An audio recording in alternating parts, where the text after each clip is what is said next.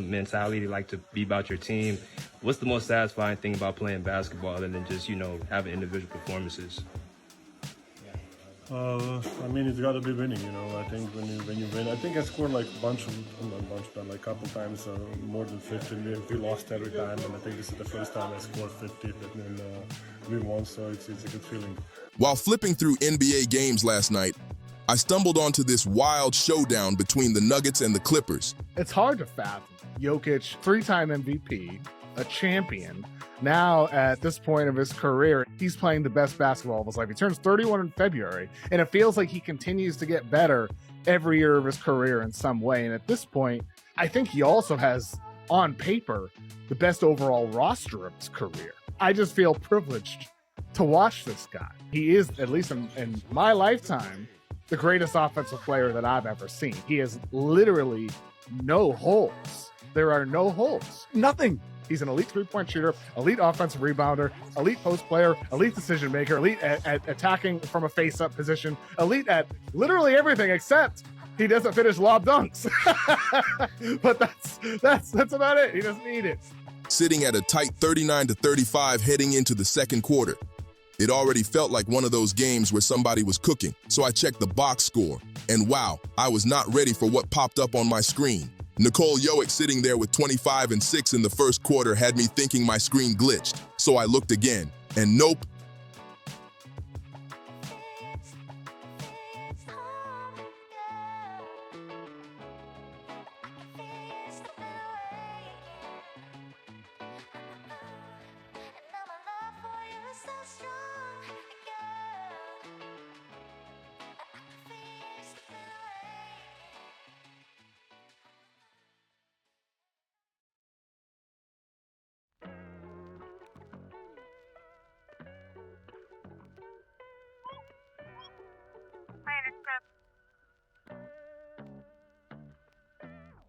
He was straight torching the Clippers like it was nothing.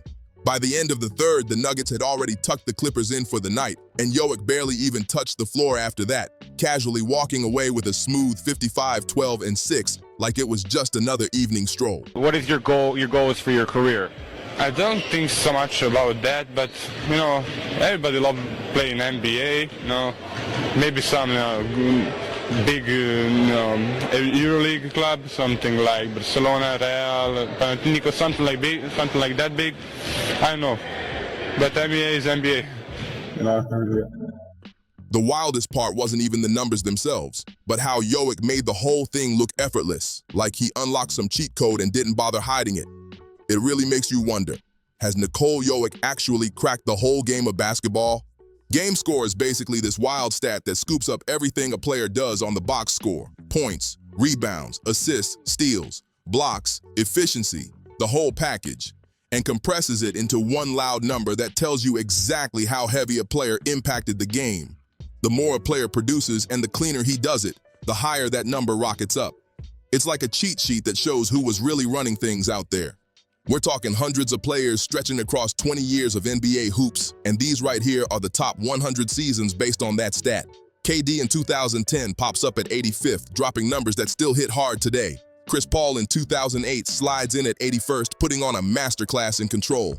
Kevin Love in 2014 shows up at 77th with those monster double-double nights that felt like they happened every other game.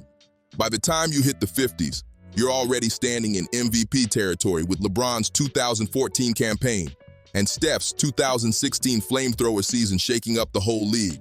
And this list is stacked with the usual giants: tons of LeBron, piles of Steph, plenty of Harden, Durant, AD, and Giannis, each carving out seasons that had the whole league looking sideways because of how wild the numbers were. Climb into the top 20 and things get even more serious. You're staring at full-blown stat explosions like AD in 2018 putting up absurd two-way numbers, Westbrook in 2017 stacking triple-doubles like a routine, and LeBron in 2009 playing with total control like he was running a private league. These seasons weren't just good, they were scary good.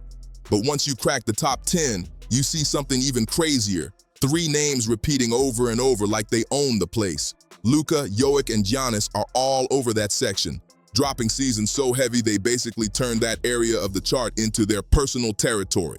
Their runs look nothing like anything else we've seen in the modern NBA.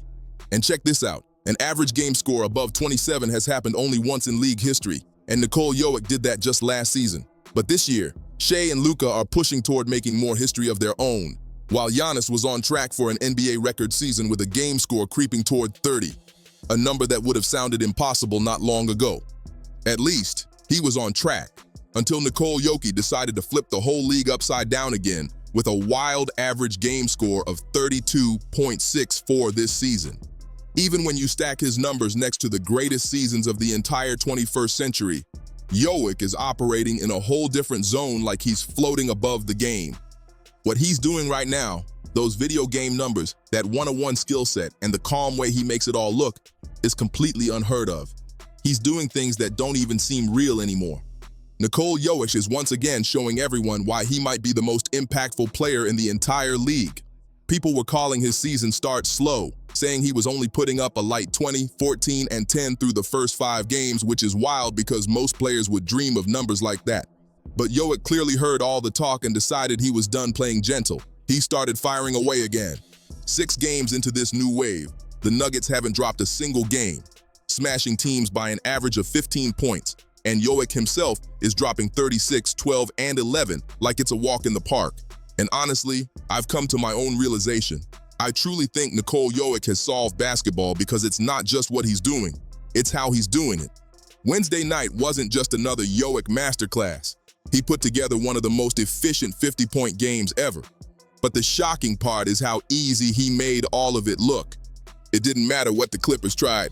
Jokic broke through every coverage like it was nothing. They started by throwing a big body at him in Zubac, and Jokic just backed him down like Zubac weighed half as much. That little post turnaround he hits, he might as well shoot that with his eyes closed because it's automatic every single time. A few plays later, same spot, same setup, but this time, while Zubac is bracing for the bump, Jokic just slides right past him like a ghost and flips in another easy finish. Shift to the other wing, and suddenly Zubac is leaning, pushing, trying everything to hold him off, but Jokic still gets to his sweet spot. Then Jokic hits him with a little shimmy, and Zubac bites so hard he looks like he got sent to another gym, leaving Jokic with yet another easy bucket. Next trip down, they switch it up and put Lopez on him for more length. Lopez saw what happened to Zubac and came in ready, hands active, trying to bait Jokic into a mistake. But instead, Jokic just calmly rises up and drills a jumper right in his face for an and one like it was nothing. And you might be thinking, where's the double team? But that's the problem. They can't send a double. Jokic is the best playmaker alive right now, and he's basically begging teams to trap him because he'll turn that into a highlight pass instantly. This is how the whole night went in LA. Jokic bullying his way to the exact spot he wanted, using his crazy strength and soft touch to feast on easy looks over and over again. When the Clippers finally tried adjusting, clogging the high post, and deciding to gamble with double teams, Jokic just switched gears and cooked them in the pick and roll, hitting threes like he was at an empty gym shooting warm-ups. It's not flashy, it's not pretty, and it definitely won't make any mixtape highlights. But for Nikola Jokic, the way he scores is almost too simple and way too easy. By the end of the night, he had muscled his way to 55 points, 12 rebounds, and 6 assists on a ridiculous 91% true shooting, the best statistical night of his entire career, and he did all that in just 34 minutes. Jokic looks like he's moving at half speed most of the time, barely getting any lift when he jumps, and somehow none of it matters because he's just too sharp, too strong, and too polished with the ball. I've fully accepted it now. Nikola Jokic didn't just get good at basketball. He won basketball. He beat the whole thing. It's like he cracked some hidden code inside the game. He's figured out exactly what to do in any situation and exactly how to do it, like he's running a personal simulation in his head. He knows who's on the court, who's guarding him, where every shooter is, where the shot blockers are lurking, where the cleanest looks will open in 3 seconds, and how to create those looks without breaking a sweat. And while he's doing all that, he already knows what the defense's counter will be, and he's planned out his counter to that counter too. More than his strength, more than his soft touch, more than his post work. It's his ridiculous awareness and genius-level basketball IQ that makes him nearly impossible to lock up. Jokic is basically the extreme version of what happens when a player makes the right play every single time. No panic, no wasted motion, no ego, just pure decision-making. Sure, nobody hits every shot, and sometimes a defender might get a hand on a pass. But if you keep finding the best look, keep making the right pass, and keep recognizing openings the second they pop up, you're going to dominate over and over again. Most players can tell when a defense is jogging back or falling asleep. Most big men can seal their man for a simple post-up. But how many players are smart enough to not overcomplicate things and instead just spin over their shoulder for a clean layup without even thinking twice? Or take this, Sacramento kept leaving a wide open gap in the middle of the paint for the easiest floater imaginable, and Jokic just kept walking right into it, scoring the same shot again and again. By the time they tried adjusting, he had already taken full advantage every single trip. When a player catches a mismatch in transition, most guys slow down and wait for the offense to get set. But Jokic isn't most guys. He instantly spots it, locks in, and makes use of it before the defense even realizes what's happening. And the wild part is how he picks up on defensive slip-ups before they even exist. Jokic sees an opening, calls for the ball, shifts the defense with a quick eye fake, and drops a dime to Christian Brown for the easiest bucket imaginable. But here's the thing.